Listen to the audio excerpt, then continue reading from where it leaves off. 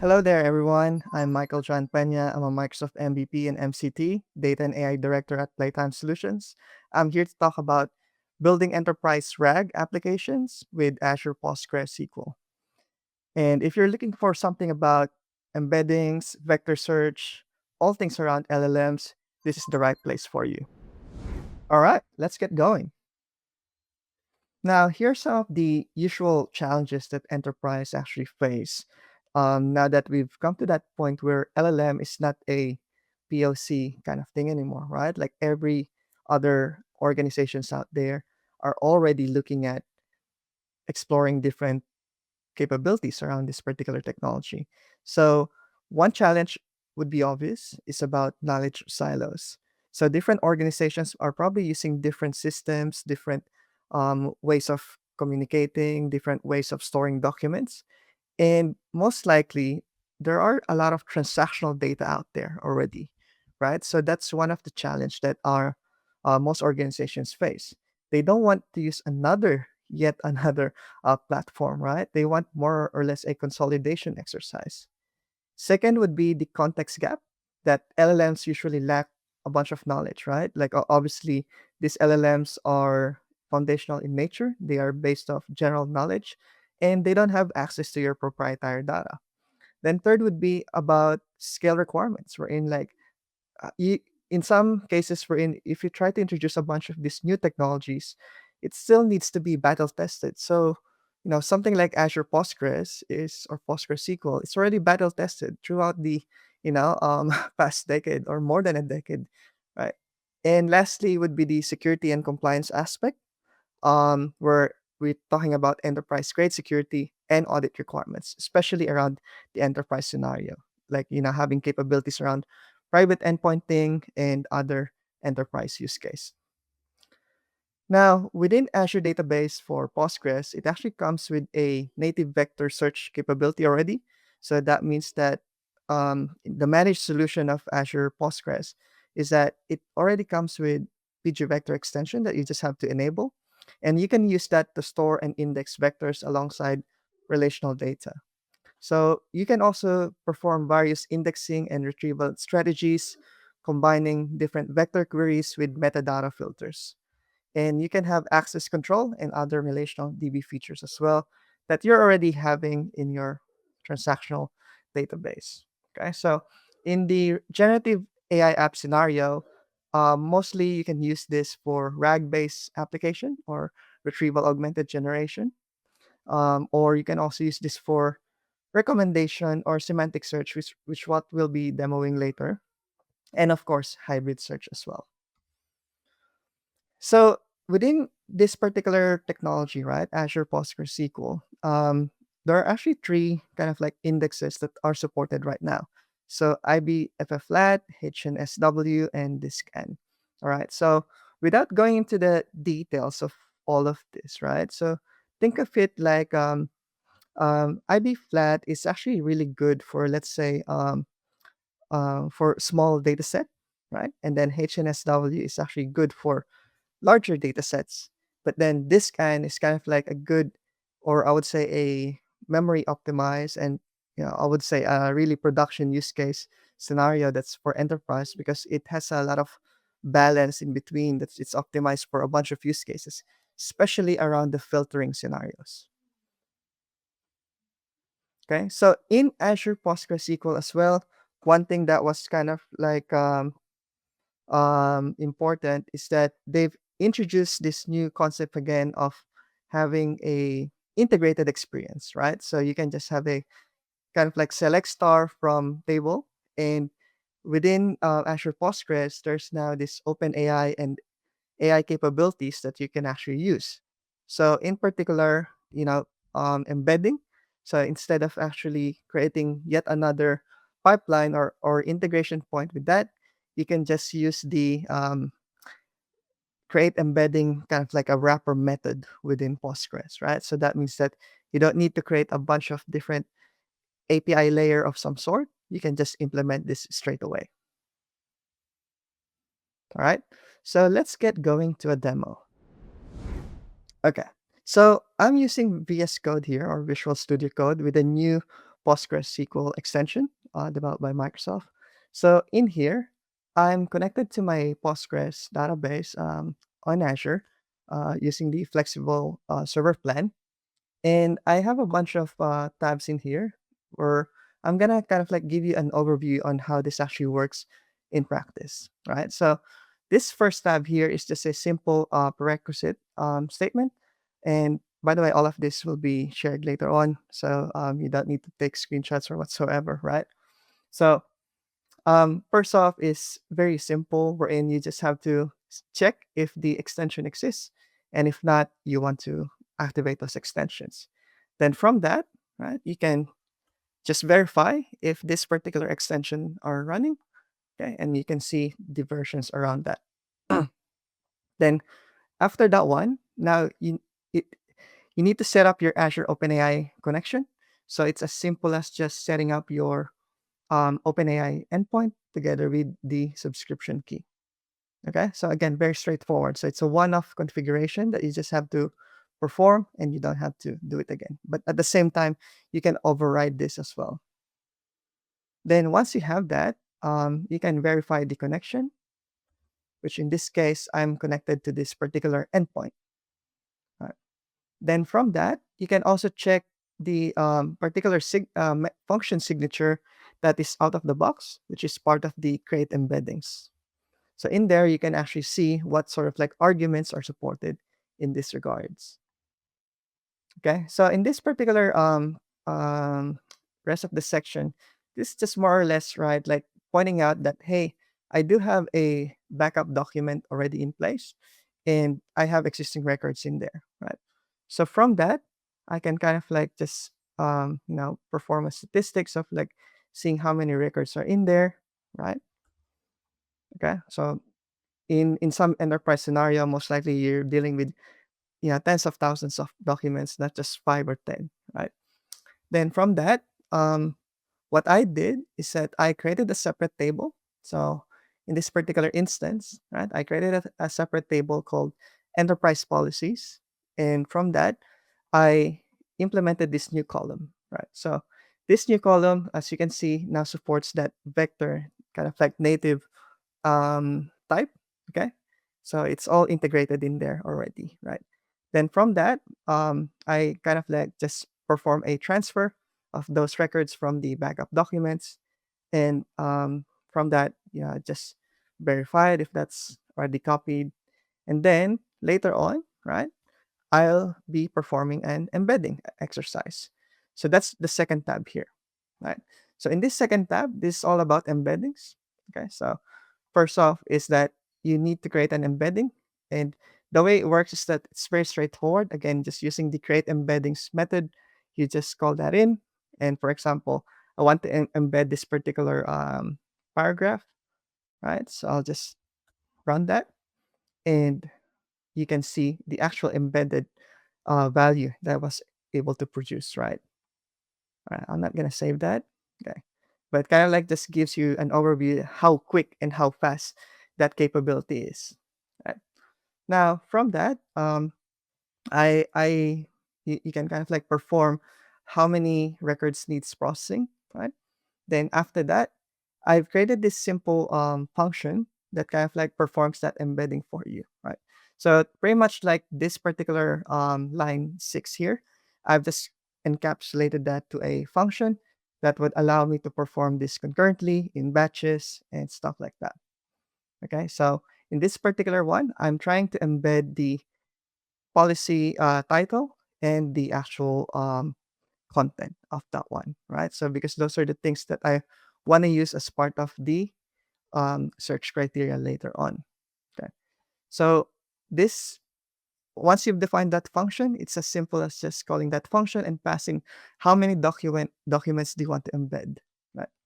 So very useful, especially if you run this in a batch process. Let's say you want to do this overnight or during off peak time, right? Then once you've done that, you can verify and check the status. Okay. So from that, what I've done is that because this particular instance, that embedding would take quite some time, especially for let's say 66,000 documents. What I did is that I've already created a separate table, um, which is if I scroll down a little bit, go back to tables, and you would see I already created a table which is a subset of that table with existing embeddings, right? So I've kind of like pre-processed this already. All right. So from that, the enterprise embedding, so what I would be doing is that instead of talking to that document, I would be talking to this with embeddings. All right. So what I'll be doing is that I can just perform an actual text search, right? Which what we can use as a baseline. So within Postgres itself, without doing any vector, you can actually just perform a text search, right? So from a like to like scenario, let's say, hey, remote work policy, that particular word needs to exist, right? So yeah, that's why out of the box, Postgres and most transactional databases out there already support this. Okay. But let's get going to the actual indexing where we can see a lot of these features in action, right? So in here, it's as simple as just creating an index. All right. So the concept of index is not really new. So it's been there for a while. It's kind of like a methodology that we've been doing to ensure performance or kind of like optimize the performance for our databases. Right. So from that, you can just then perform an explain task to kind of like show you that performance and you would see the result. Okay. So I'm not going to run this because I have a comparison result later on. Then this one here, it's the same thing, but instead of the IBB flat, we're talking about HNSW, right? So from here, the um, the keyword here is the using HNSW, right? And if you look at the IBB flat, is that the keyword there is to kind of like using IBB flat. And if you're doing IBB flat, you can also set the number of probes, right? Meaning how many lists of search do you want, right? The higher, the better accuracy, but it would suffer the performance. Okay, so now after that, I also implemented DiskANN index, which is the I would say one of the novel algorithm or technology these days around this space. Okay, and then in here the key again keyword here is the using DiskANN for you to implement this, right? So if you kind of like notice, the implementing this index is very straightforward, right? You're just kind of like choosing which sort of like approach are you going to use. And from that, you can see the results as well. Right. So to save time, I performed a comparison already. Okay. So in here, all I did is that I create a bunch of temporary table to store the performance results. All right. Then from that, the whole idea is perform a test and measure that test.